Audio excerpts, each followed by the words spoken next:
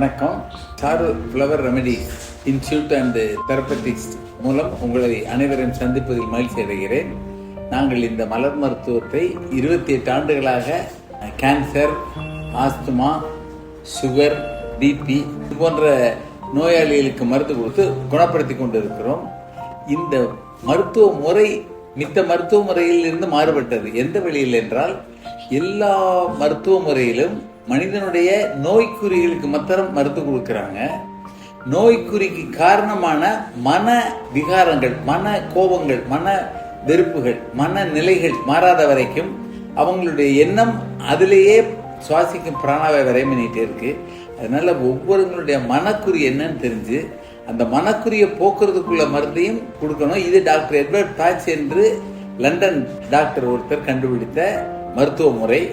அந்த முறையில் அவங்களுடைய மனக்குறிக்கு தான் மெயினாக கொடுக்கணும். அதுக்கப்புறம் அவங்களுடைய உடல் உபாதைகள் என்னன்னு பார்த்து கொடுத்தோம்னா நோய்கள் மிக விரைவாகவும் கியூர் ஆகுதுங்கிறத விட அது திரும்பி வராதுங்கிறதா மருத்துவ முறை. நோய் என்பது குணப்படுத்துவதா கண்ட்ரோல் பண்ணுவதான்னு பார்த்தோம்னா மற்ற மருத்துவ முறைகள்லாம் கண்ட்ரோல் தான் பண்ண முடியுது.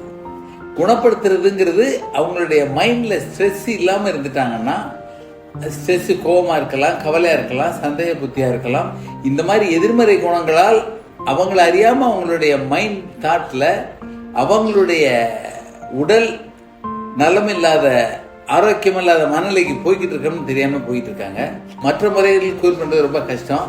இந்த முறையில் அவங்களுடைய பிராணன் மாத்திரம்தான் எல்லாருக்குமே, அவங்க சுவாசிக்கிற பிராணவாயு மாத்திரம்தான் முழுமையாக கியூர் பண்ண முடியுங்கிறத doctor Edward Bach the soul is potentially divine, ultimately the soul is curing அப்படின்ட்டாரு.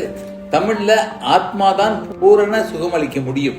சுகரு, பிபி, மூட்டு வலி, கேன்சர், ஆஸ்துமா இதெல்லாம் நிரந்தர நோய்களாக ஆகிவிட்டன. அப்ப மனிதனுடைய மனக்குறி என்னன்னு தெரிஞ்சு அந்த மனக்குறி போகாத வரைக்கும் எந்த மருத்துவ முறையிலையும் ஒரு மனிதனை முழுமையாக கியூர் ஆக முடியாது. நம்ம போறோம், கியூர் ஆயிட்டோம்னு நினைச்சு வந்துடுறோம்.